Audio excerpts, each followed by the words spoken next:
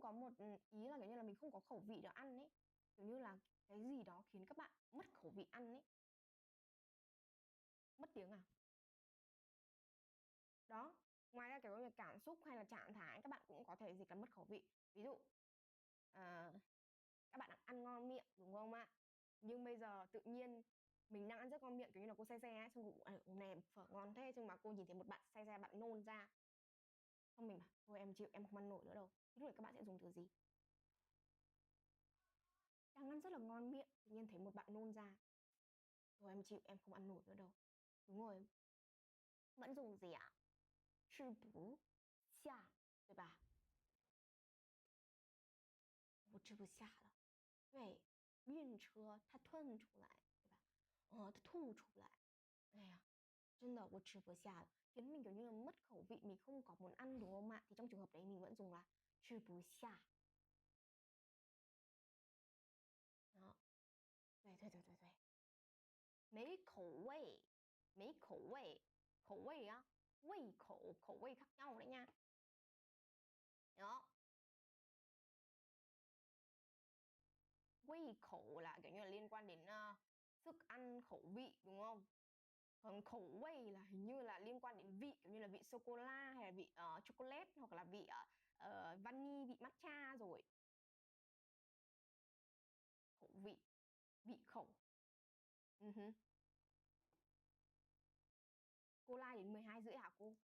Không, cô live 30 phút nữa thôi, 12 giờ cô xuống thôi. Live gì mà live dài thế, có mỗi 3 từ thôi mà. Khẩu vị, khẩu vị, khẩu vị. Khẩu vị thì các bạn sẽ dịch là gì ạ? Như là vị sô cô la, hương vị sô cô la các kiểu. Còn vị khẩu là sức mình muốn ăn. Chết rồi, đến cô đang bị lẫn này. Từ từ nha, đang chưa vừa lẻo lẻo mọi chuyện. Chưa vừa xa, đang bị lẫn nhỉ. Đây, khẩu vị. Vị khẩu. Vị tao cũng là vị rồi. Đấy. Chưa vừa lẻo, chưa vừa xa xong tôi bị lẫn rồi. Khẩu vị là kiểu như là khẩu vị, hương vị nha các bạn. Hương vị, kiểu như là hương vị, mùi vị của món ăn này rất ngon này. 这个菜的口味很好吃. Ok. Hết rồi, mình bị lẫn rồi. Bị lẫn rồi. Đi nữa tra lại xong rồi nha. Thế rồi bị lẫn rồi. Đi nữa tra lại xong rồi nhá.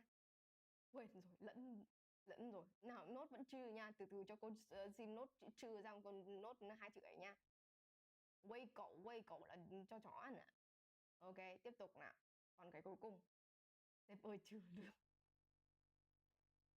Sáng từ 7 giờ sáng rồi, từ từ nó đang lẫn. Tí nữa mình lại nha, chờ mình sắp xếp hết đã, xong tí nữa mình sẽ có câu trả lời cho các bạn, được chưa? Ok, nào tiếp tục. Lâu lâu cũng phải lẫn chứ, các bạn yên tâm, với giờ live cô sẽ giải đáp. 我刚才老师的手指它很漂亮，我的手指怎么呢？哦，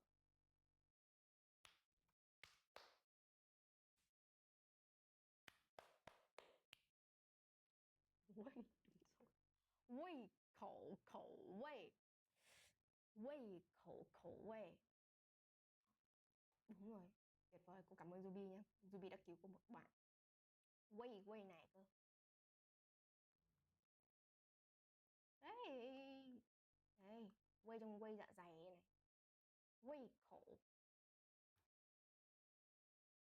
Đó, quay khẩu, khẩu vị. Đây, đây mình ra sức chứa dạ dày đây. Khẩu vị là hương vị, đúng không ạ? 我没可能吃. Bà sao có đánh mày xong chữ này? Đó thì diễn lỗi, sáng cái này nó hơi hơi mông lung tí, loạn tí thôi.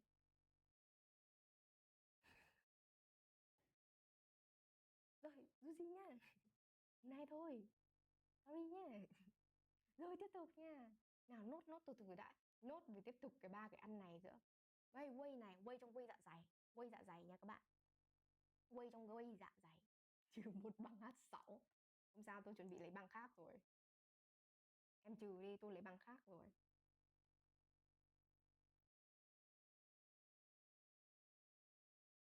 Không, whey là dạ dày các bạn, sao lại khẩu vị? Chứ bù xiang không phải chứ bù xiang nha. Chứ bù xiang là trường hợp khác rồi. Whey này là whey dạ dày mà. Nó sẽ là liên quan đến gì ạ? Sức chứa, sức ăn của mình ấy. Sức chứa sức ăn của mình hoặc là không có khẩu vị ấy. Uh-huh.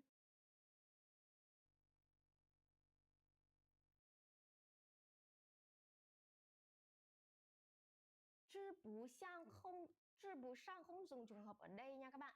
治不上nó sẽ là trường hợp khác, kiểu như là ui, sáng nay em dậy muộn, em không kịp ăn sáng, kiểu như là liên quan đến kiểu như là thời gian hoặc là hoàn cảnh khiến các bạn không thể ăn nổi ấy. 我吃不上早饭的，我吃不上早饭. Nhưng mà hôm nay cô chỉ giới thiệu cho các bạn 3 cái thôi, 吃不了, 吃不下, và cái này là liên quan đến tài chính, nó sẽ là 吃不起thôi. Còn 吃不到, 吃不上thì cô xin phép để bài khác, tại vì nó quá bị rối rồi, 5 cái chắc bị rối điên loạn mất. 3 cái thôi là tuyệt vời rồi, đúng không ạ? Nếu mà nói về liên quan đến tài chính thì các bạn sẽ phủ định là 什么什么不起, đúng không ạ? 吃不起. Đó, 吃不起. Nhà hàng này đắt quá, tôi ăn không nổi hoặc là tôi không đủ tiền mua để ăn, đúng không ạ?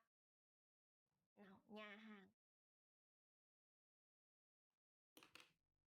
这家 nhà hàng, 餐厅太贵了, đắt quá đúng không ạ? 我吃不起. Đó, tôi ăn không nổi, đúng không ạ?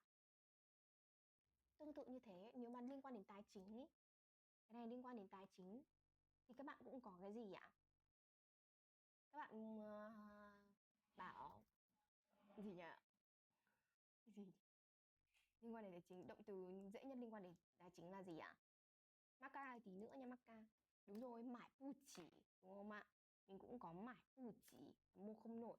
Ví dụ, iPhone 17 ra đẹp thế nhỉ? Đẹp đấy. Đẹp. Cũng không mua nổi. Nếu của我说我买不起 là gì ạ? Tài chính không đủ, tôi mua không nổi, đúng không ạ? 我买不起 iPhone 17. Đó, 苹果手机. Ok, 我买不起苹果手机的. Ok, liên quan đến tài chính, đúng không ạ? Tí nữa nha, tí nữa cô sẽ tổng hợp lại cho các bạn nên các bạn yên tâm nếu các bạn nào vào sau nha. Bây giờ cô phải nói hết đã. Từng cái một thôi không bị rối các bạn ạ. Cô hay bị liệu lắm. Các bạn, cô hay bị liệu lắm nên là các bạn từ từ nha. Tống lão sư ý xạ. Cô bị liệu lắm. Các bạn nào trêu cô một chút luôn là cô quên hết, xong cô loạn xạ luôn đấy. Các bạn cứ đợi một chút. Giọng miền Bắc nói tiếng Trung nghe êm tai ghê. Xỉa xỉa nó. Thông cảm bị liệu hay bị giật mình.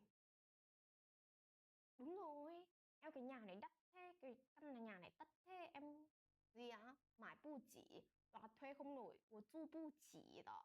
Đó, cứ liên quan đến tài chính cá nhân, nếu mà khả năng tài chính của các bạn không đủ tiền hoặc là không đủ điều kiện thì các bạn dùng 什么 bu chỉ, đúng không ạ? Hello Phát, ni hảo. Tiếp tục, câu tiếp theo này. Anh đấy không tủ, ăn tiền ăn hải sản. Cấu trúc sắp đi Đồ Sơn đúng không? Đồ Sơn đúng không? Nào anh đấy không đủ tiền ăn, không ăn đủ. Anh đã liệt điệu rồi đấy. Không đủ tiền ăn hải sản. Hải sản.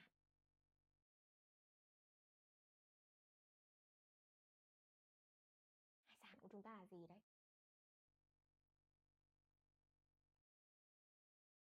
Nếu mà học H1 á, học H1 thì các bạn vẫn học bình thường thôi. Hải xiên,对吧? Mình có hải sản là hải xiên. Em đang học H1 2.0, nếu mà thì các bạn cứ học hoàn thành H1 trong 2.0 đi. Nếu các bạn sang bên cô thì cô sẽ test lại cho các bạn một buổi hoặc là một buổi tổng ôn để các bạn lên chương trình 2.0. Tại vì bây giờ hầu hết bên cô sẽ là từ H1 đến H6 và bên cô bám sát theo chương trình 3.0 rồi. Nhưng các bạn hoàn toàn yên tâm là kể cả thay đổi như thế nào, hoặc là bây giờ các bạn học chương trình 3.0 các bạn đi thi vẫn được. Tại vì bên Hanki của cô có mấy bạn học khoảng tầm hết khóa HSK3 xong các bạn đi thi HSK3 các bạn vẫn full điểm mà. Bản chất là nó vẫn số lượng và ngữ pháp như thế đúng không ạ? Các bạn vẫn thi được 2.0. Học ở Hanki các bạn vẫn thi được 2.0 nha. Còn nếu mà bạn nào bị vội ấy, bây giờ em đang 2.0 nhưng mà em muốn năm sau em thi H4 H5, năm sau H4 H5 chắc chắn là nó sẽ rơi khoảng tầm rơi chương trình đổi mới rồi 3.0 rồi. Nên là nếu mà mấy bạn kiểu như dạng như thế thì các bạn có thể học luôn bám sát chương trình 3.0 luôn. Đừng học 2.0 nữa là được. Đó. Đúng rồi. Nào quay lại bài này nhá. Một lớp bao nhiêu người? Một lớp bên mình chỉ có 8 đến 15 bạn thôi các bạn. Lớp 2 giáo viên, một giáo viên chính, một trợ giảng, và ngoài ra các bạn về nhà các bạn có app và website học. Còn nếu mà lớp gia sư 1112 thì bên mình linh hoạt thời gian.它吃不起，不给，吃不起海鲜，对吧？海鲜，hải sản. Tiếp tục. Tôi vẫn chưa có nương nên không ăn nổi đâu. Kiểu như là trong là ê, đi ăn đúc ki đấy. Chịu. Chưa có lương. Không ăn nổi. Đi ăn đúc ki đi. Đi ăn goki đi. Đi ăn lẩu đi. Chịu. Chưa có lương nên không ăn nổi đâu. Không có tiền mua đâu. Cái lương của mình là gì các bạn? Lương ở đây không phải lương tâm nha. Lương tiền đó. Không ăn nổi. Thế真的 không có lương. Thế chính xác. Công tư. 对，hoặc là 薪水，对吧？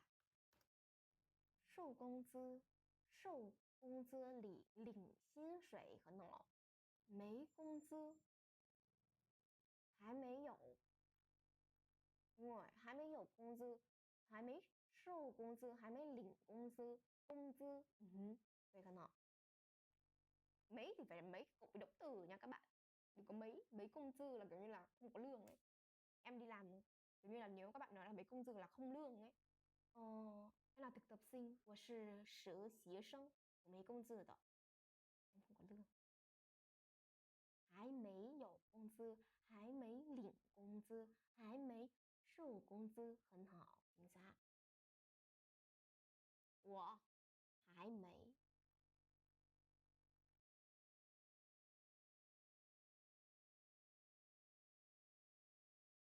Đây mà cả ơi.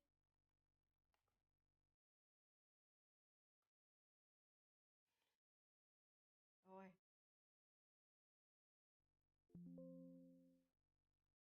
Điện. Sổ. Dậu. Công tư. 吃不起，对吧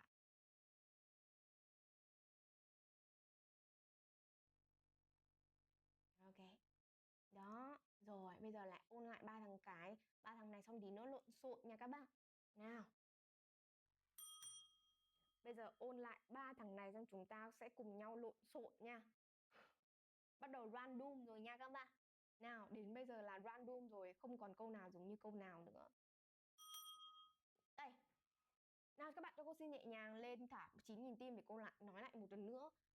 Nói lần duy nhất nha, nói lại lần duy nhất, không tí nữa các bạn vào muộn muộn như thế nào thì cô chỉ nói lại một lần duy nhất thôi tại vì đau họng lắm.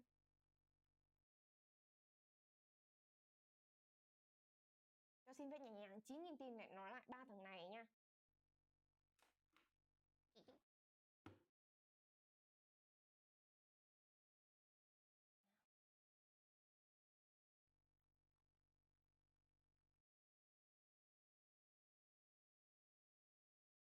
Ok, 9.000 tim. Bắt đầu. Nó đều dịch, em có thể Hương em đều có thể dịch là không ăn nổi, nhưng mà nó phải tùy theo trường hợp. Thì bây giờ đây là tổng hợp đây. Tổng hợp đây. Cô có dạy gia sư không? Cô có dạy gia sư 1112 nha các bạn. Có dạy ôn cấp tốc hay như thế nào đó. Đấy. Bên cô có từ H1 đến H6 cho cả nhà bám sát chương trình 3.0 và gia sư mục 1 hay là gia sư theo lớp bên cô đều có nha các bạn. Rồi, nào chúng ta quay lại với câu hỏi này nha. Đầu tiên, món này cay quá, tôi không ăn được. Ở đây chúng ta sẽ dùng là chư bù liao, 对吧? Chư bù liao. Thằng này đôi khi là gì ạ? Lý do về thức ăn, đúng không ạ? Nó xuất phát lý do từ thức ăn.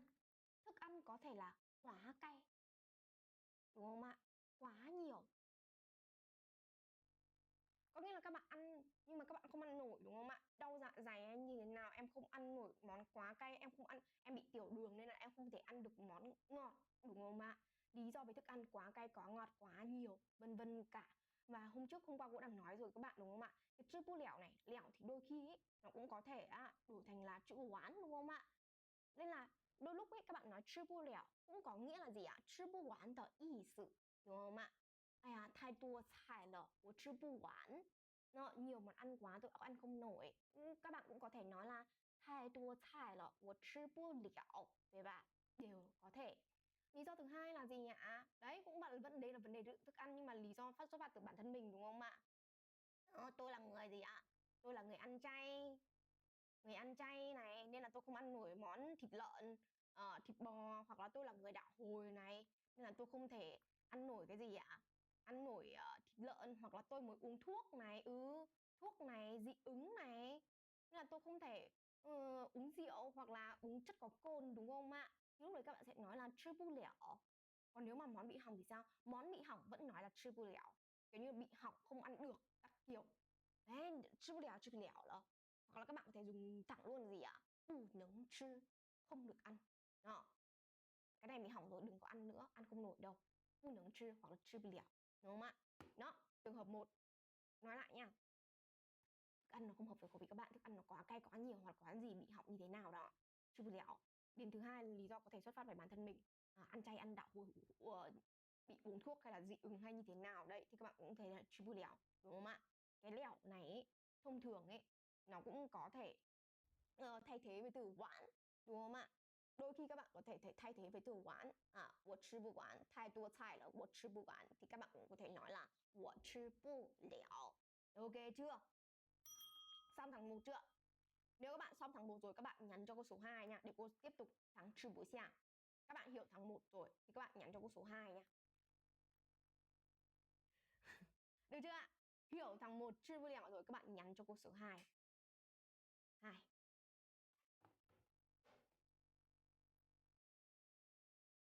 Ok chưa ạ?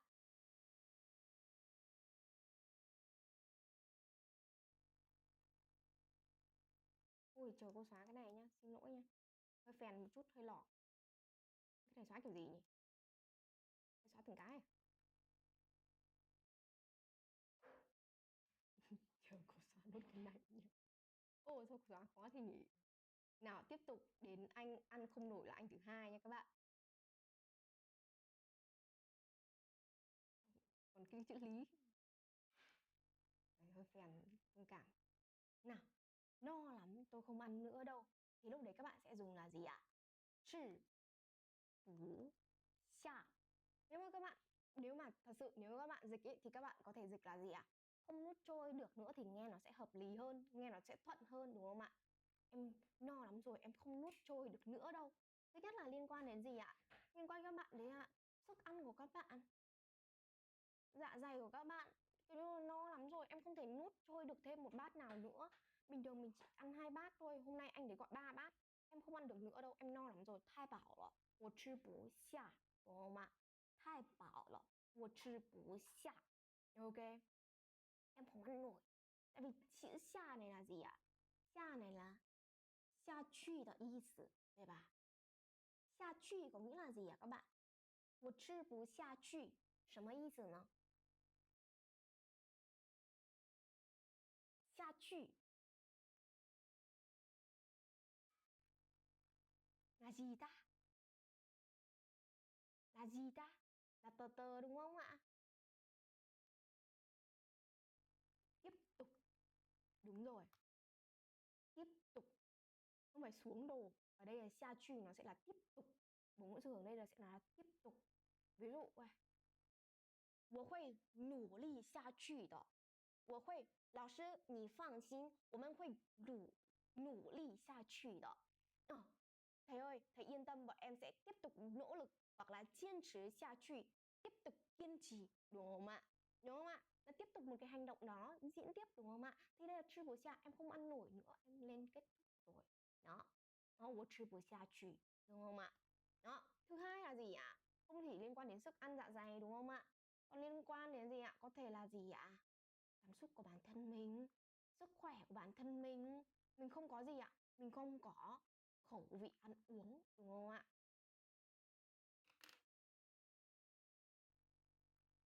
Mới chia tay xong, cô không ăn nổi cái gì cả. 我刚失恋的，我刚分手了，我吃不下去，đúng không ạ? Sức khỏe, quên nhầm, trạng thái nhá, cảm xúc nha. Mệt quá chả muốn ăn cả, 太累了，我吃不下去，对吧？đó. Bị bệnh này, bị cúm này, à, 我生病了，我感冒了，我吃不下去, đúng không ạ? Nó không có khẩu vị ăn uống, đúng không ạ? Đó, không có khẩu vị ăn uống như thế nào? Em chả có khẩu vị ăn uống cả. Hoặc là, em ơi, thật sự luôn ý, mọi người có thể ăn món này ư? Em không ăn nổi nữa đâu. 我吃不下去, kiểu như là có một số bạn thì ăn kiểu ăn được hột vị lộn, đúng không? Nhưng mà có một số bạn cảm thấy hột vị lộn nó ghê ấy. Nhưng các bạn nhìn, đang ăn ngon xong nhìn thấy người ta đập quả hột vị lộn ra, xong các bạn mất hết cả khẩu vị, em không ăn được tiếp đâu. 我吃不下去, 我吃不下去, đấy bà. Ok? Đó. Hoặc là mình đang ăn cơm rất ngon, đang ăn bún đậu mần tôm, đang ăn bún đậu nước mắm rất ngon, xong thấy người ta khoằng tôm, xong các bạn ngửi mùi, thật sự luôn ấy, mất cả khẩu vị ăn nữa. 我吃不下去了，我吃不下去了,对吧? Đó, rồi. Ok, về từ 吃不下chứ các bạn nhỉ? Lại nếu mà ok rồi, nhớ mà xong tháng 2 rồi các bạn cho cô số 3 để cô lốt thằng cuối cùng. Chào Thao ơi, cô vừa mới nói xong, bạn nào giúp cô nha. Xong tháng 2 rồi các bạn gõ cho cô thằng 3 để cô nốt thằng cuối cùng nha.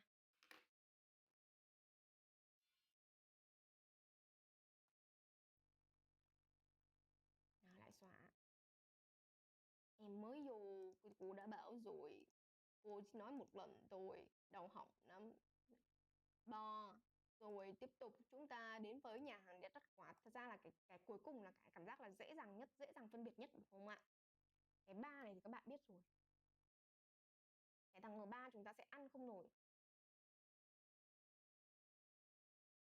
怎么这么红吗？过敏的。nó是过敏的. Nó ăn không nổi liên quan đến gì ạ? Tài chính. Cái thằng thứ hai, thằng cái 3 có nghĩa là cái thằng 3 là dễ dàng phân biệt nhất, đúng không ạ? Chúng ta sẽ nói là 吃不起, đúng không ạ? Liên quan đến tài chính của bản thân mình, khả năng tài chính. Nó đơn giản là tiền các bạn không đủ. Tiền không đủ, đúng không ạ? Thế các bạn không ăn nổi thôi, đúng không ạ? Đi ăn phở lên mắt 86 các bạn, một bát 500.000. Em 吃不起. Hoặc là đi ăn gì nhỉ? Đấy, kiểu dạng như thế. Đi ăn những món omakase hoặc là bò wagyu A5 với lức nương là 5 triệu đồng một tháng. Với như cô thì cô không ăn nổi, cô không đủ tiền mua thì cứ nói là 我吃不起, được吧? Cái thằng 3 cảm giác là dễ nhất nhỉ. Thằng 3 là tài chính, liên quan đến khả năng tài chính của bản thân mình. Tiền không đủ, em không ăn. Ở đâu mà đắt thế? Ở Landmark 81. Landmark 81 hay Landmark 86 nhỉ? 81. Hình như là 500.000 một bát thì phải, đúng rồi. Bò thượng hạng, nước xương các kiểu. Còn hai thằng Còn hai thằng gì? 吃不上和吃不到啊. 吃不到. Nào, nói 吃不到 nhá. 吃不到ở đây đạt để lấy kết quả, đúng không ạ? Kiểu như là đồ ăn vẫn ở đấy nhưng các bạn không với được, các bạn không lấy được, các bạn không để ăn được ấy. Đó, 吃不到. Ví dụ, ê, xoài ngon nhỉ, lấy đi để ăn. 我吃不到 à? Tại vì sao? Nó cao quá, cô không có ghế, cô không bắc lên được, cô làm sao với lấy được, đúng không ạ? 我吃不到. Đó, hoặc là ui, hôm nay hôm nay có kiểu như là hội chợ, nhiều món ăn lắm, được ăn miễn phí, mày đến ăn đi, nhưng mà đừng đến muộn. Nhiều người quá, 我来晚了，我吃不到, đúng không ạ? 吃不到, 吃不到, đồ ăn muộn ở đấy, nhưng mà bởi vì một lý do là đó các bạn không lấy được, các bạn không lấy được ăn, đúng không ạ? Còn 吃不上ấy, sang ở đây thông thường nó sẽ nhấn mạnh kiểu như về thời gian hoặc là môi trường hoàn cảnh. Đấy, ví dụ này cô nói này, sáng nay dậy muộn, 我吃不上早饭的, em không ăn kịp, không ăn kịp, không ăn kịp, đúng không ạ? Hôm nay em dậy muộn, hôm nay em ngủ quên, lại sợ đi trễ, sợ xếp trừ lương nên là em không ăn kịp bữa sáng. 我吃不上早饭, 我吃不上早饭, đúng không ạ? Ok.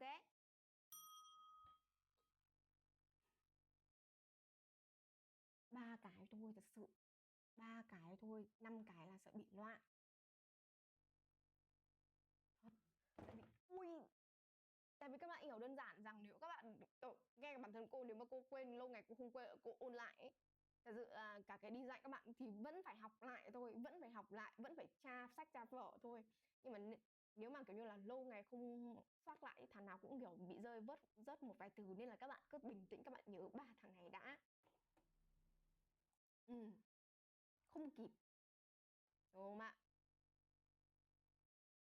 Bình tĩnh thôi, loạn đấy, đúng rồi. Nào đây còn cái nốt vừa nãy nha, cái đó là quay khổ, quay khổ. Khổ. Thay tất cả bằng phu nứng chưa được không cô, cho dễ. Thì cô hỏi nhá, thì bảo 我生病了我不能吃, 我生病了我不能吃, kiểu như là muốn biểu đạt là em bị bệnh rồi, em không có khẩu vị để ăn. Nếu mà em say là 我生病了我不能吃, người ta ngại kiểu như ôi khổ vãi, con này bé này bị bệnh rồi, nó không thể ăn uống bất kỳ đồ gì, kiểu như là bị ngăn cản, ngăn cấm ấy.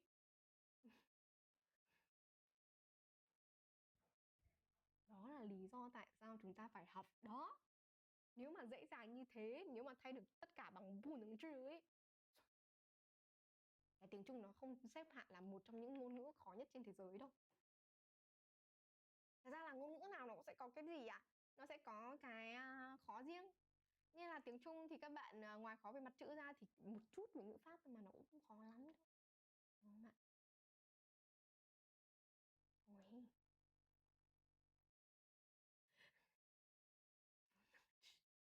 Hợp lý đấy nhỉ. Nào, lại thằng này nhá. Vừa nãy các bạn nói là weight ở đây là gì ạ? Weight ở đây là dạ dày. Weight khẩu ở đây các bạn có thể nói là sức chứa, hoặc là bao tử, sức ăn của mình, đúng không ạ? Ta weight khẩu很大的. Cái sức ăn của anh rất lớn. Sức ăn của anh ấy rất lớn nên là có thể ăn gì ạ? 吃得完5碗饭. Ta weight khẩu 很大,吃得完5碗饭. Sức ăn của anh đấy rất là lớn, sức ăn anh đấy có thể ăn hết được gì ạ? 5 bát cơm, đúng không ạ? Còn khẩu vị vẫn là vị, nhưng mà vị ở đây là vị đạo的意思,滋味的意思, 对吧? Hương vị, mùi vị của món ăn. Đó.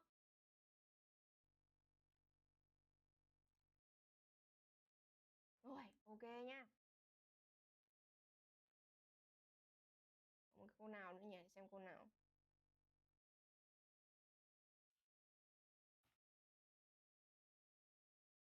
Đây. Không ăn được những món có rau thơm. Không ăn được những món có rau thơm thì các bạn sẽ dịch là gì đây? Tôi không ăn được những món có rau thơm tại vì sao?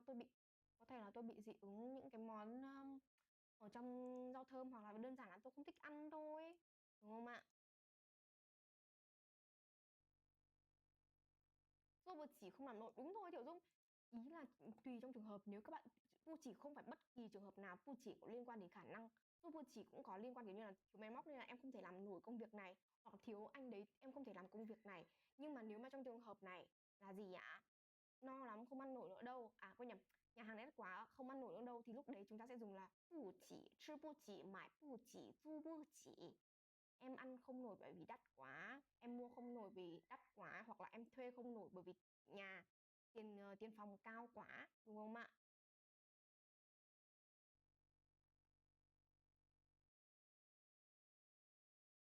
Đúng rồi, mình có rau thơm là gì à? Xiang cải, đúng không? Su cải là chỉ các loại rau chung chung rồi. Các bạn muốn nói rau thơm thì các bạn sẽ nói là xiang cải. 我不能吃吗？不是，đã có 不能吃 rồi thì bỏ chữ tao đi, in ạ. 不能 cộng với động từ thôi, không cần cộng với chữ tao hay là lẻo hay là lơ hay là tứa nữa. Cũng là một chữ họ. Sữa cải là dịch là rau củ quả, nó không dịch là món chay nha bé yêu. Nó là chỉ loại các rau củ quả chung chung ấy, rau xanh ấy, rau xanh ấy.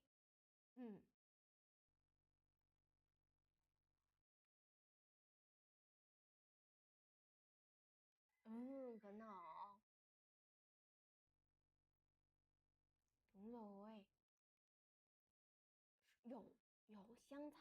有香菜的菜 nghe nó cấn lắm các bạn.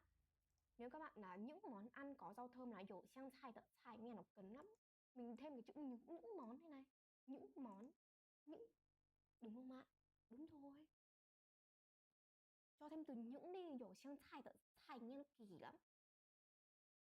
Thêm gì ạ? Những món. Những món. Nà xia cải, 对吧？我吃不了有香菜的那些菜，对吧？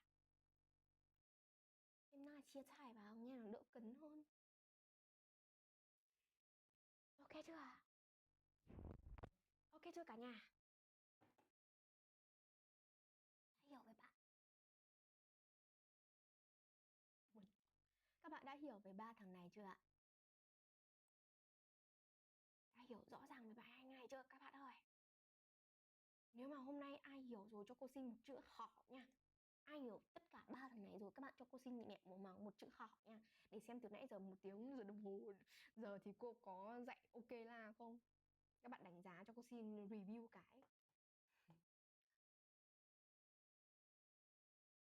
Tiến thọ. Tiến thọ. Nếu bạn nào hiểu ba về thằng này rồi các bạn cho cô xin nhẹ nhàng một chữ họ. Chẳng qua thời gian rồi. Đã bảo rồi chữ cua đấy không dịch như thế mà. 4 người khẩu.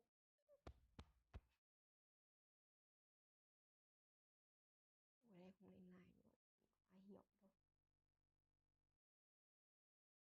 Cái gì xem mộng chè. Em vừa vào like cô thì cộng được 0,5 hảo được không cô ơi? Em hiểu là hảo. Khấn hảo. Rồi hiểu rồi đúng không ạ? Phi常好. Hiểu rồi đúng không ạ? Đúng rồi nhá. Hôm sau mà hỏi lại mà các bạn không nhớ thì rồi đấy. Có thể là phát khóc. Miếng bài là ok. Đấy nhá. Hết bài rồi.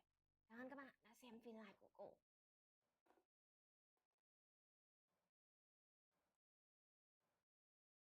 Còn nếu mà em muốn đăng ký học với cô á, góc trái màn hình nha. Góc trái màn hình. Góc trái màn hình, vui lòng IP góc trái màn hình để có thể được đăng ký với học cô Hanky. Đúng không ạ? 没时间了，没时间了。那我们见龙哥一次吧。今天还没有见龙哥呀. Đây, anh Long của các bạn đây. Các bạn nhớ nha, đăng ký ở nền tảng nào thì các bạn đăng ký vẫn là đăng ký Hanky thôi. Nhưng nếu các bạn muốn đăng ký gì ạ? Giá rẻ hơn một chút, đúng không ạ?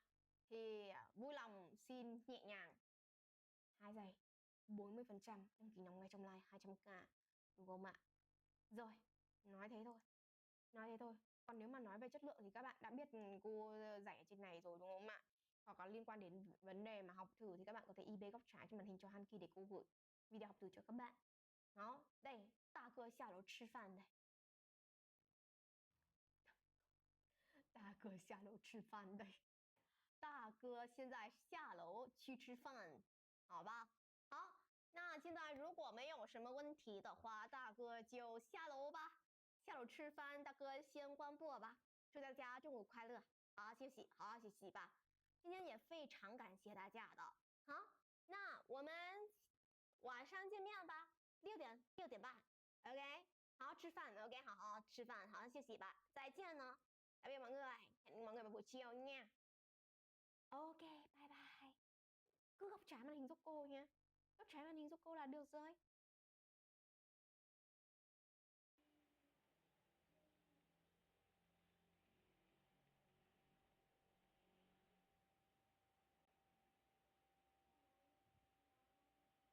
Okay, what is your answer? Comment down below your answer, guys.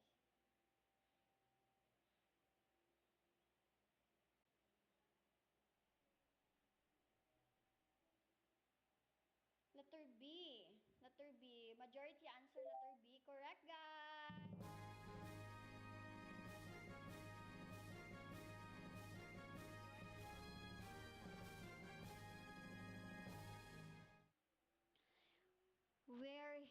Where he not so risk averse, he blank and the start up when he had the chance last year. Where he not so risk averse, he blank and the start up when he had the chance last year.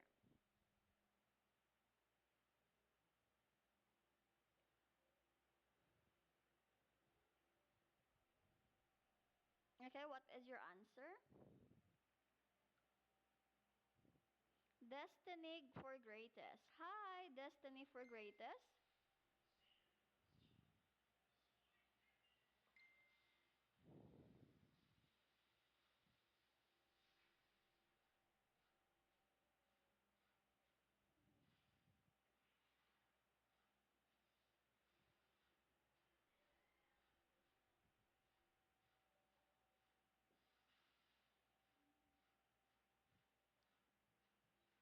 Fahad, thank you for following, Fahad. Guys, please do follow me. Please follow me, guys. Fahad, I cannot accept your request right now because my headphone is broken. You can hear my voice, but I cannot hear your voice. I can't hear even the sound effects that I am playing with you guys. The clap, also the cheer, the wow and the glory. I cannot hear that one. C. Don't forget to follow me, guys. Please follow me and please send some surprise right now if you want. Okay, letter C. Letter C, dear Siri. You are correct, guys.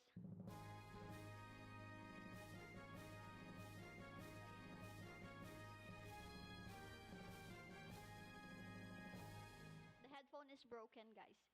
You can hear me, but I cannot hear you. Hello, MJ's collection. Where is not for her fear of flying? She blanked the international conference in Tokyo last spring. Where is not for her fear of flying? She blanked the international conference in Tokyo last year. Okay, Weng. Hello, Weng. Thank you for joining. It's me, Kali Kita Mo. Mr. Koboyo 342. Thank you for joining, guys. You won. Hi. Okay, Sir Remod, your answer is letter A. Desiree, letter B. Nurse Charity, letter C. No, I'm right.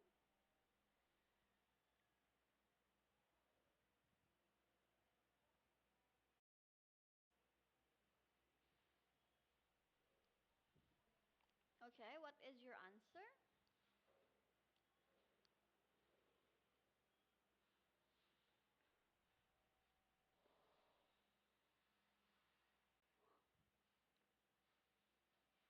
Hello, thank you for joining and don't forget to follow me, please. Okay, Remod, your answer is letter A, sir. Let's try your answer, letter A. Correct, sir.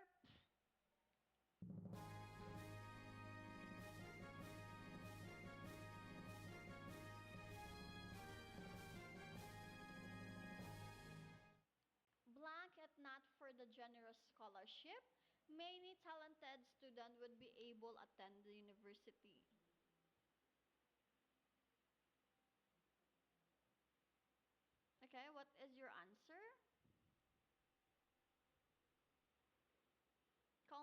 down below your answer, guys.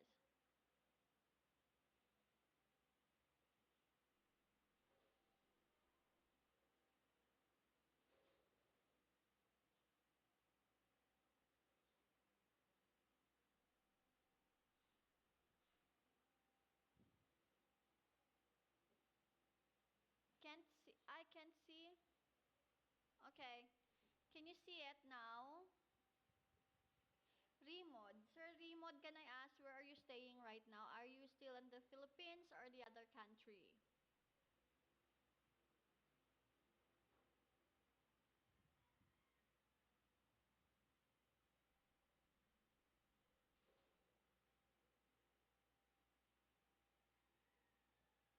You will sleep soon. Oh, you're in Canada. Sir, before you sleep, help me achieve my goal. Pretty please, sir. Sir Remod, before you sleep, sir, can you help me achieve my goal and heart? Okay. What is your answer? Oh,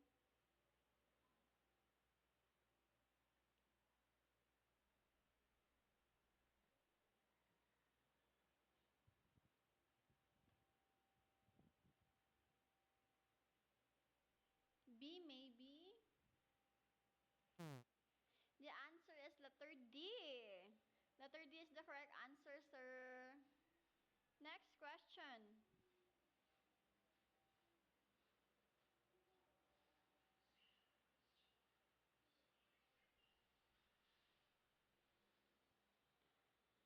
Had not been, had not been blank the firefighters, courage the entire building would have been destroyed.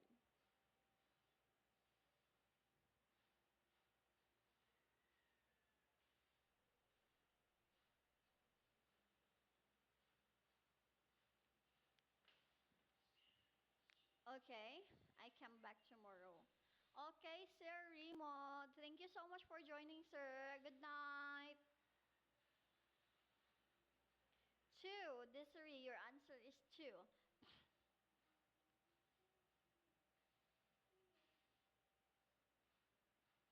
Two, two. The answer is B. Four. Four is the correct answer, Desiree.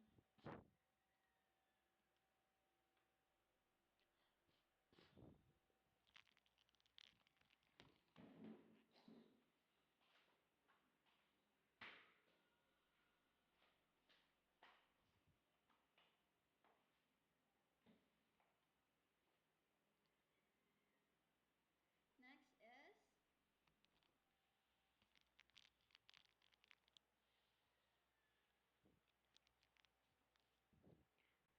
the contract. The contract states, blank, any dispute arise between the parties, it shall be resolved through bidding arbitration. What is your answer, guys?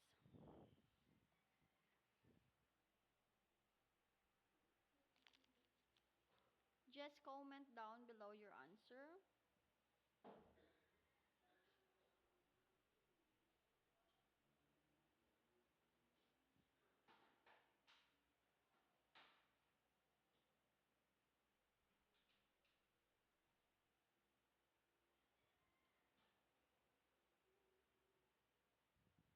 Melanie Chillax. Hello, let's try your answer, Ma'am Melanie.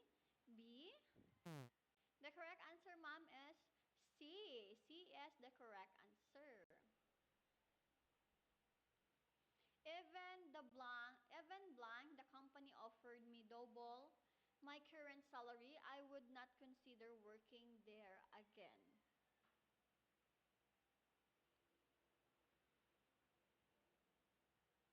Okay, what is your answer?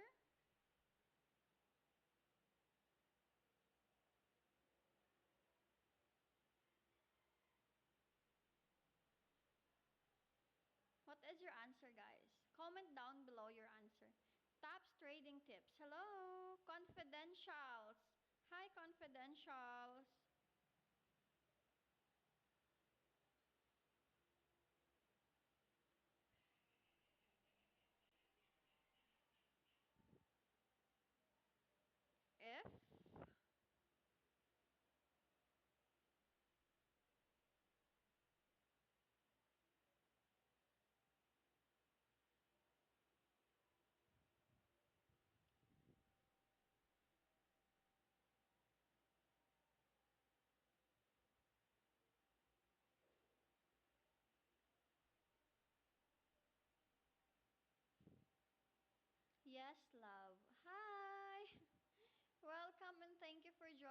Sir Conficutes. Conficutes. May I know where you from, sir? Letter A. Okay, your answer is letter A. Let's try your answer, Sir Confi. F. You are correct, Sir Confi.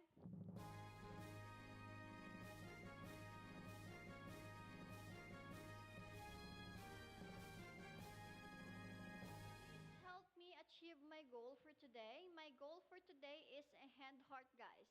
A hand heart is my goal for today. If you can help me achieve my goal for today, guys, I can offer you a one-on-one private tutorial class, guys. Just your teacher and your tutor only. Okay?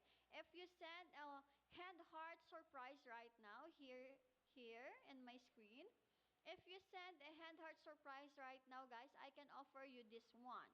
We are legit right here, guys. We are really teaching private tutorial, private English tutorial. Okay, what is your answer, guys? Blank, the challenges that lay ahead, the CEO would never have accepted the position 2 years ago. Okay, what is your answer? Thank you for following. What is your answer, Sir Confe? Comment down below your answer, Sir Confe. A. Where is to force? B. Should she force it? C. Had she forced it? D. Had she foreseen? Okay, what is your answer? Baki, your answer is letter A. Okay. Are you on duty right now, Sir Confi?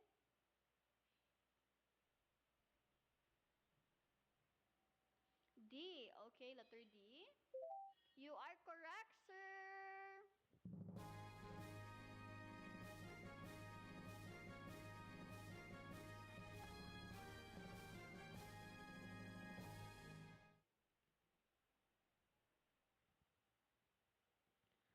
Blank. Hi, everyone. Blank, the board approved the merge last quarter. The company's share price would have soared. Okay, what is your answer? Baki. Thank you for following, Baki. Thank you for following.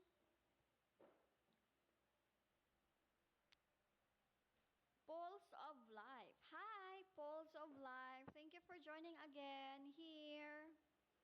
Naruto. Hello, Naruto. Memories. Hi. Thank you for joining again here.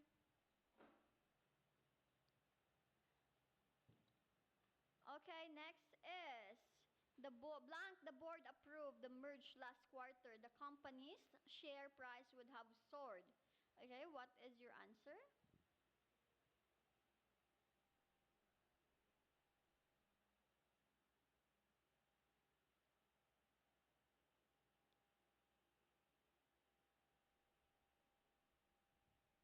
No worries.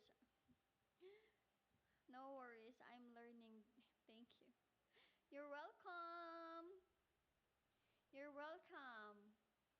Okay, if you want to learn more, we are offering to a private tutorial.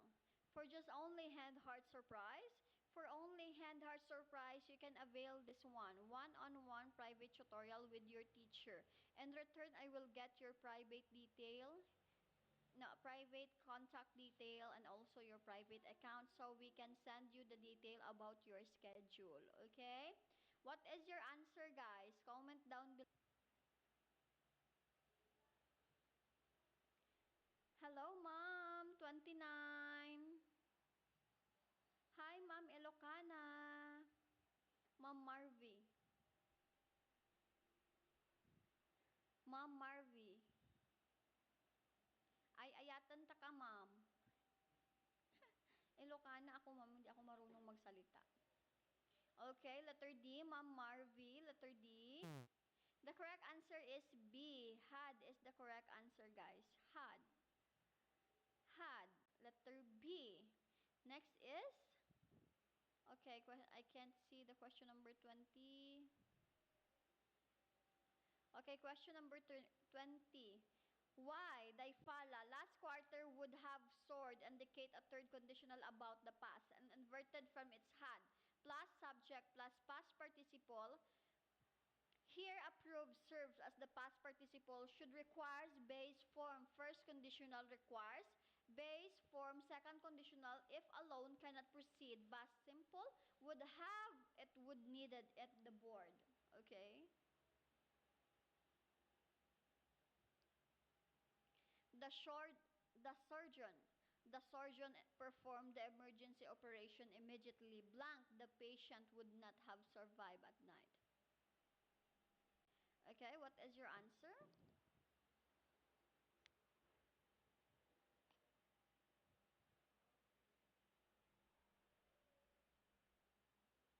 Comment down below your answer, guys.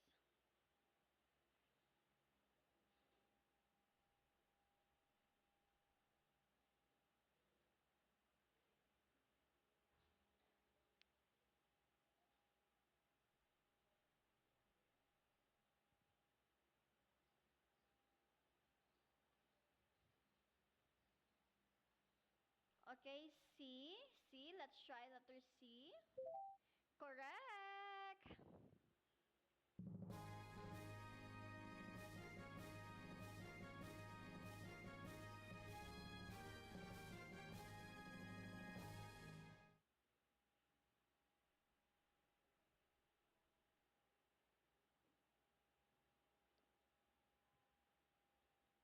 Next question, guys. We would find next question.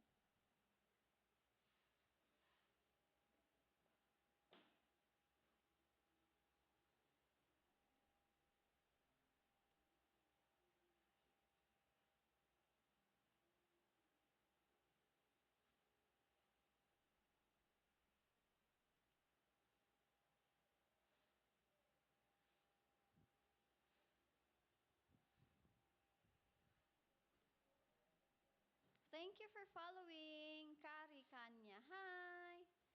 Sid on fire. Hello. Okay, next question. B. Bakal to sa ano, bibi? Lamig-lamig nga. Coke, bing. Natuyo ko, bibi.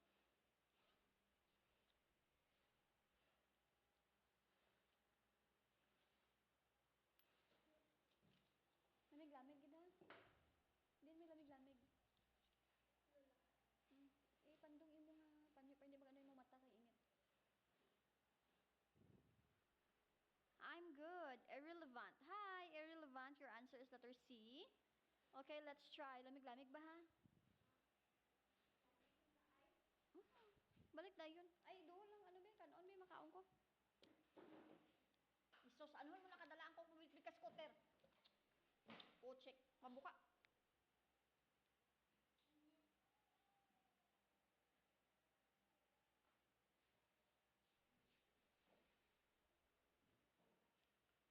Di ng ano? Kutsara. Okay, guys. What is your answer? Letter? Di.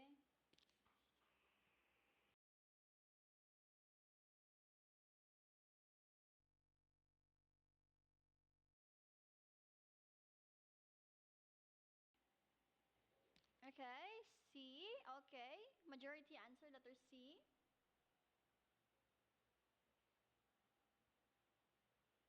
Yun, books pa more. Pamulaw pag books.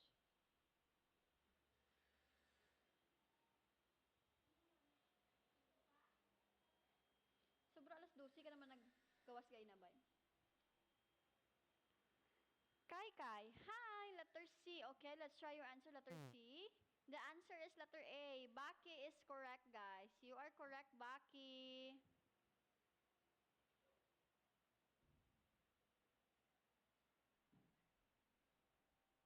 Si RG?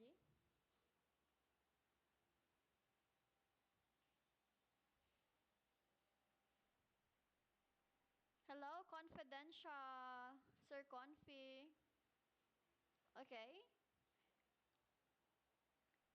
But for the invention antibiotics, millions of people belong to common infection over the past century. But for the invention of the antibiotics, Millions of people blank to common infection over the past century. Okay, what is your answer, guys?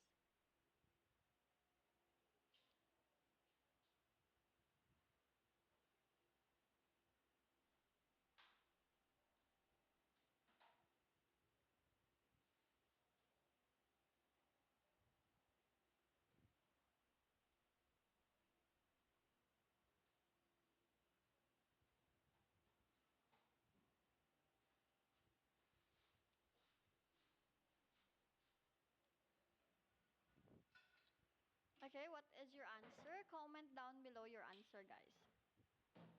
Tongpa. Bye. Tongpa, your answer is letter B. Okay. I will follow you.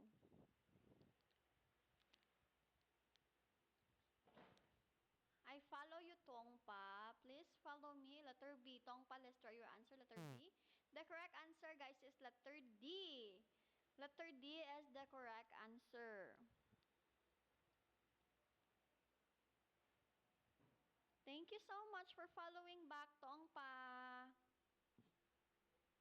Okay, next question is, oh, Tongpa, thank you for the rose. Wow. Thank you so much. Can you send more? Char. Okay, why B? Why? Why B correct? Why letter D? Letter D because but for the invention of antibiotics, its antibiotic has not been invented. The phrase over the past century refers to a past period requiring the third conditional would have past participle. Kami pa. Ah, sino classmate mo? Dito, itong kabidyak, lugar, itong mama niya, kabidyak. Classmate ko man niya ba? Ah, itong oh, sa barbecuehan. Lala niya, Jacqueline. Ah. Dapat ko dito, tingko. Di na. Dito, ako. Dapat ko nga, diba, namangkwaw. Huh? Dapat ko tingko. Oh, okay. Ako nini. Wala na ko kwarta, doy. Amo na kwarta ko. 40. Ah, thank you. 40. Okay, next is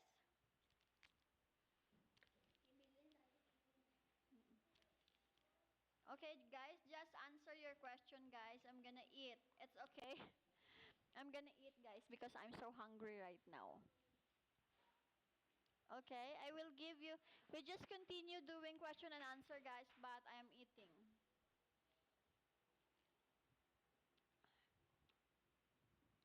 Okay, comment down your answer, guys, please.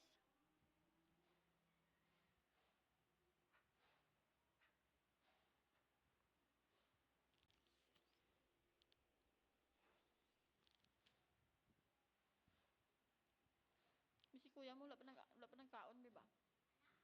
Kuya mo. Kuya mo, wala nagkaon. Okay, Ma'am Melanie A. Melanie, the correct answer is would be competing.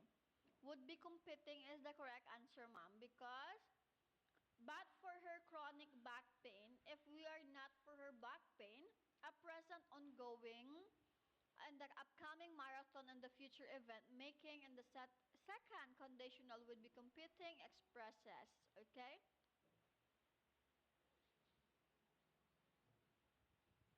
Next is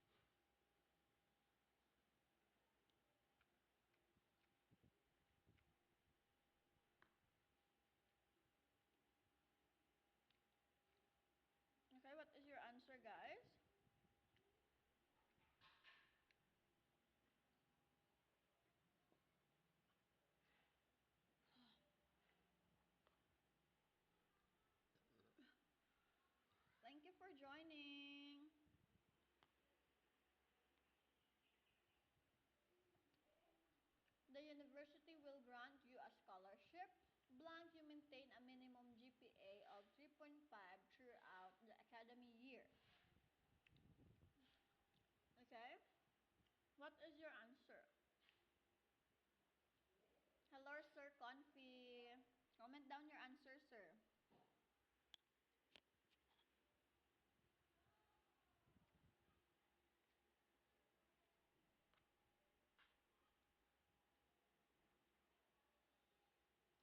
Thank you so much for joining, ma'am. A. Letter C is the correct answer, ma'am. Provided that is the correct answer.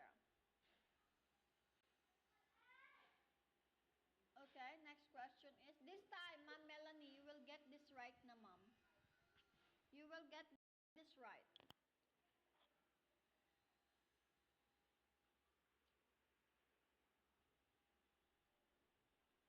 Okay.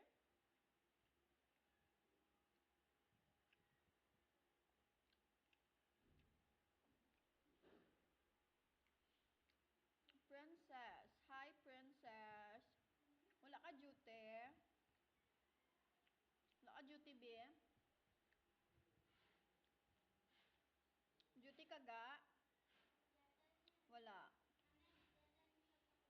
Ni Sam? Ano sabihin mo kay Sam? Sabihin ka thank you.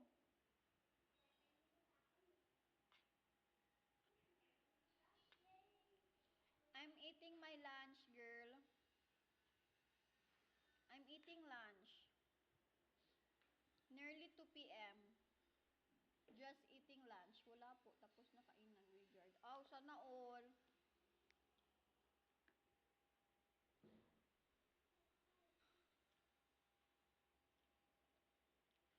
Na all. Hindi man pwede mag-post. Kaon ta dire eh.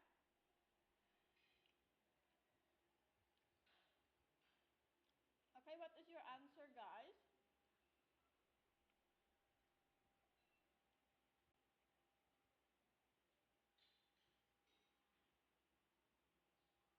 Himuyong. I wish I can also some duty. Himuyong ha, pag himuyong. Imo na lang tanan.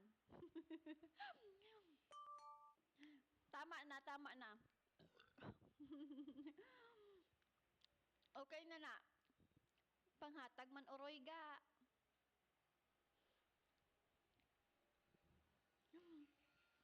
Ipanghatag man ang iban. Ga damo-damo ka nang duty ga tagai man kami ga ay Ginoo ko. Thank you, Sam. Gibigyan mo siya, Sam. King Kenya.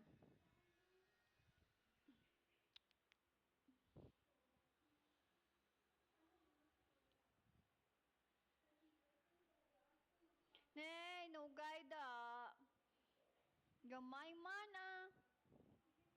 Damo-damo ka duty pro. Side on fire.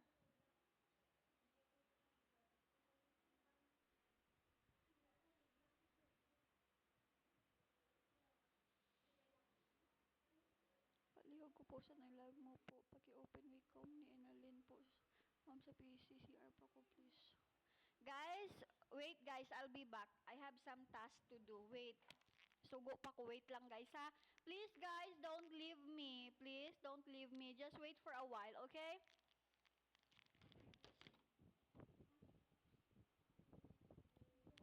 Mali na ko ga sugo Ma'am Kisha.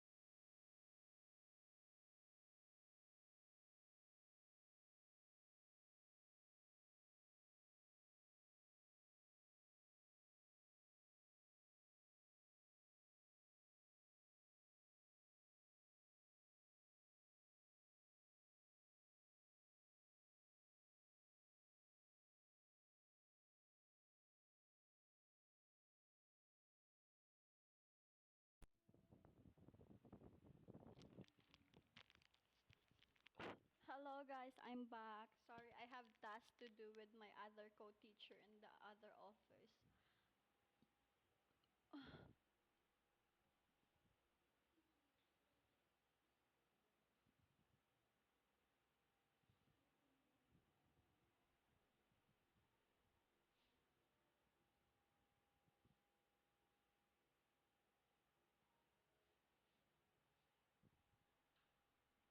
Okay, guys, let's continue.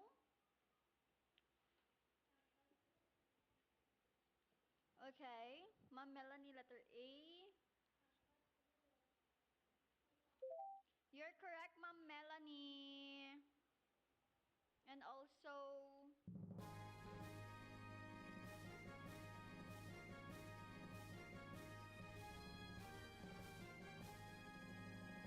next question is, thank you for staying, guys, ha. The landlord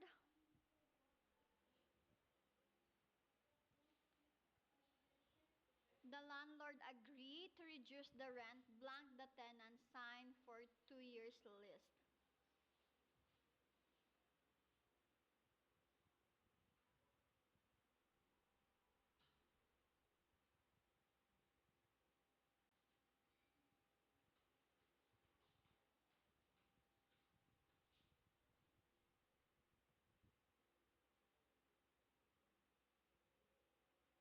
Okay, what is your answer?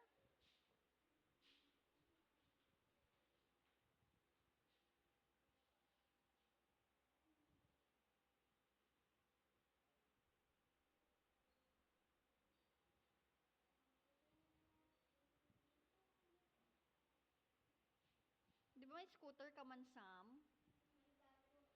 Yeah. Kay sino gali ito? Te.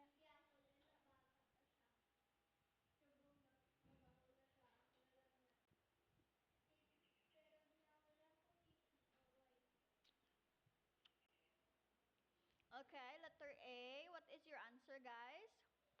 Comment down below your answer.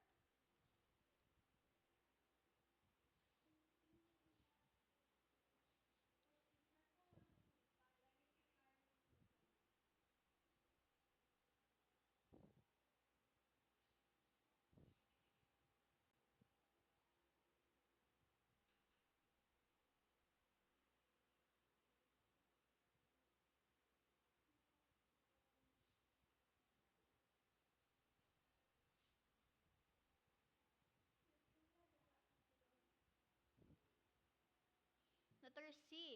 Okay, let's try letter C, Ma'am Melanie.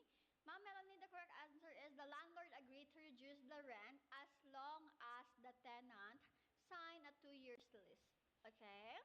Letter D is the correct answer. The experiment can reduce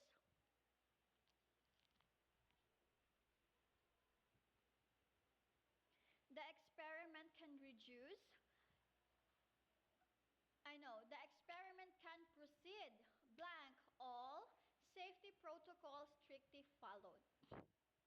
The experiment can proceed, blank, all safety protocols are strictly followed. Comment down below your answer, guys. Nak, si kuya mo nak ba? Wala pa to kaon.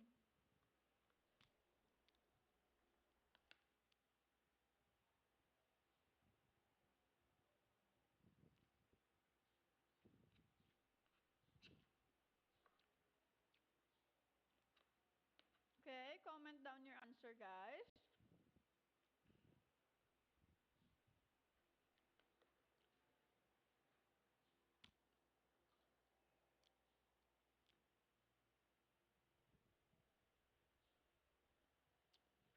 So what is your answer?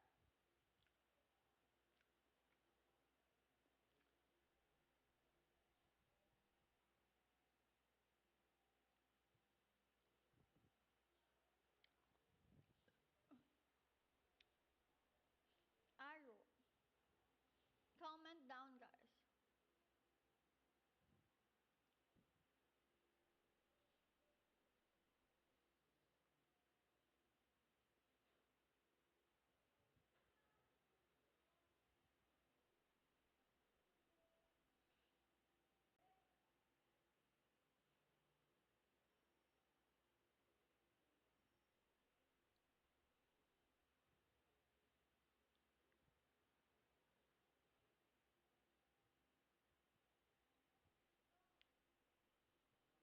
letter D. Yes, ma'am, letter D. It's okay, ma'am. Ma'am Melanie, may I know where you're from?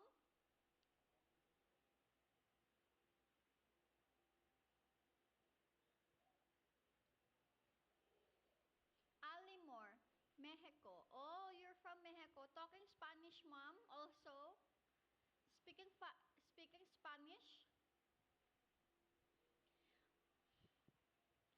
Speaking Spanish, ma'am Melanie. I follow you back, ma'am. Ah, your account is private, ma'am. I can't do follow back. Ma'am Melanie, maybe would you like to join our private tutorial, ma'am? We offer a private tutorial here to improve your English.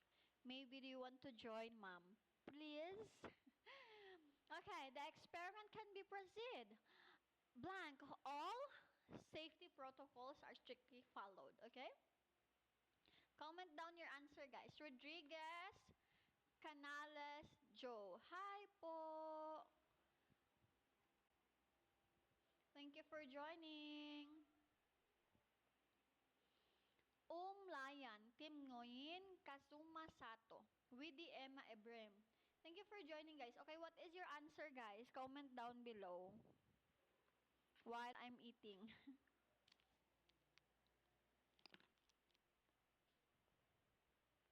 Chef. Hello, Chef.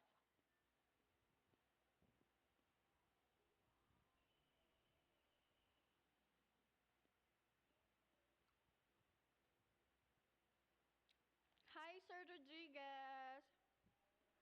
Hello, sir. I'm good, sir. And you?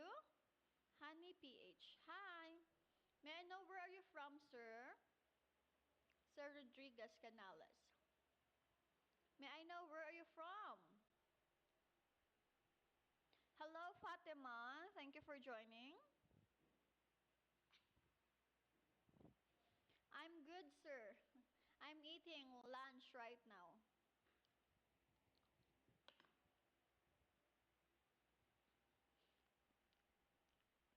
By the way, sir, my name is Anna and I am an English online tutor.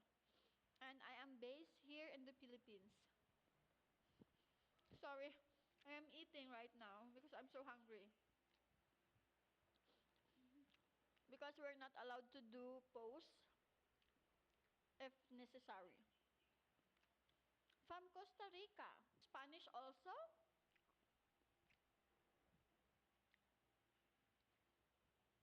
Speak Spanish also, sir? Um,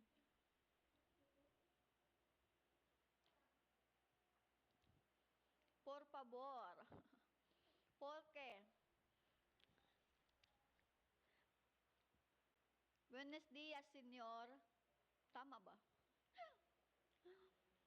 Buenos días. Buenas noches. Gracias.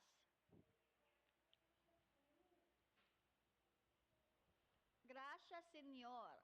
Queen, thank you for following. In case. Yes? Buenas noches. ¿Cómo estás? Yes, sir. Buenas noches. ¿Cómo estás? Ano ko? Ubus mo. Tubig biyos. Ibalik na dito ang ano. Buti. Si, senyor. Si.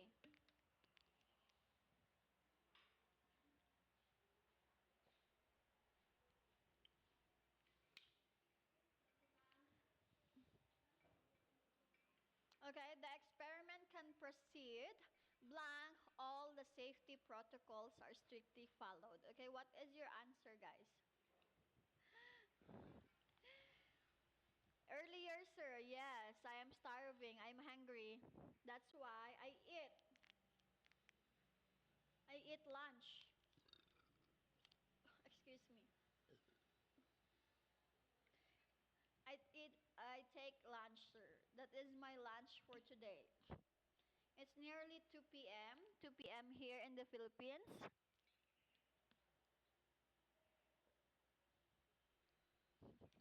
That is my lunch, sir, at 2 p.m. 1:40 p.m. lunch.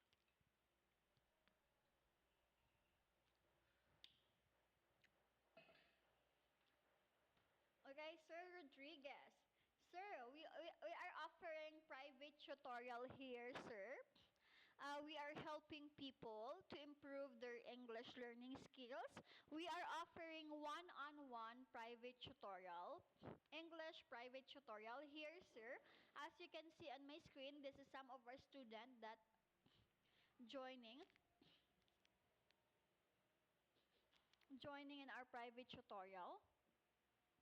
All in here in the Costa Rica is 11:40 p.m.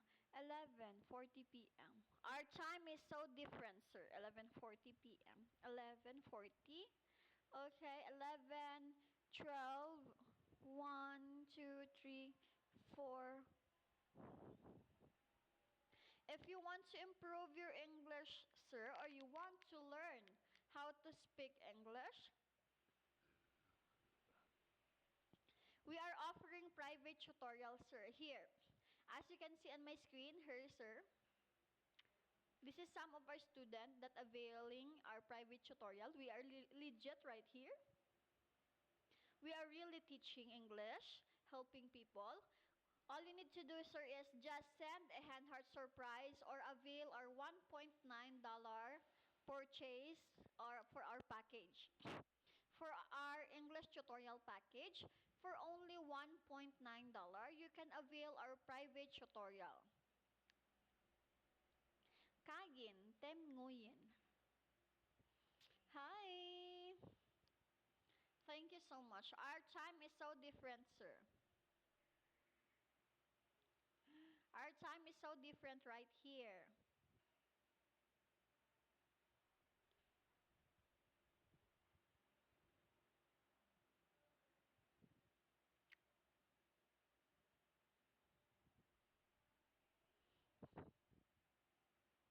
Muhammad, hi. Thank you for joining.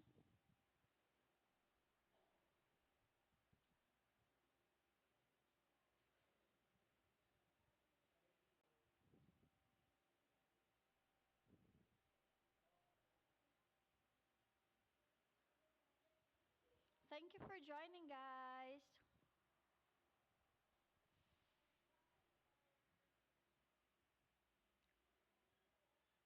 Lalin, hi, Ma'am Lalin. Thank you for joining my live. Tam Nguyen, Om Layan. Hello, guys.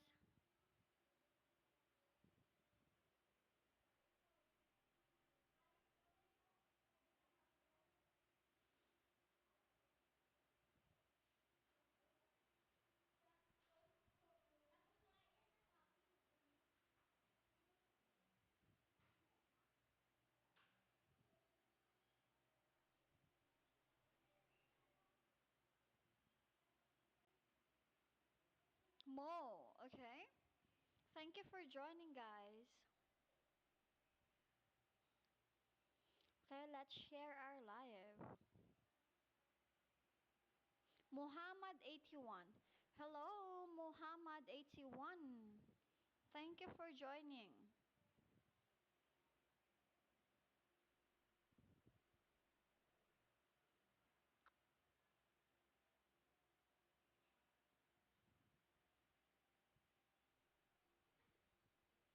Bao Bao. Hi, Bao Bao.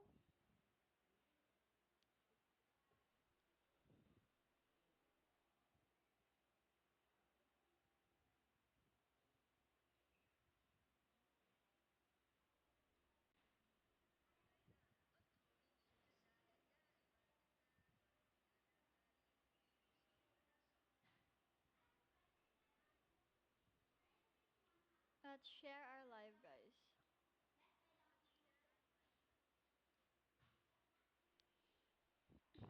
Yaman. Hi, Yaman. Letter C. Okay, letter C. The correct answer is so long as Yaman. Letter B is the correct answer. Next question. The judge agreed to grant bail. Blank, the defendant surrendered his passport and reported to the police station weekly. Okay, what is your answer?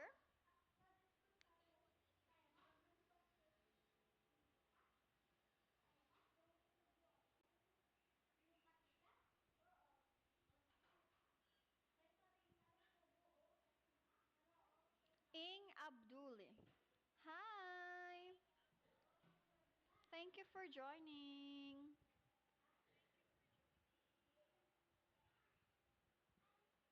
Riani. Okay, what is your answer, guys? Comment down below your answer.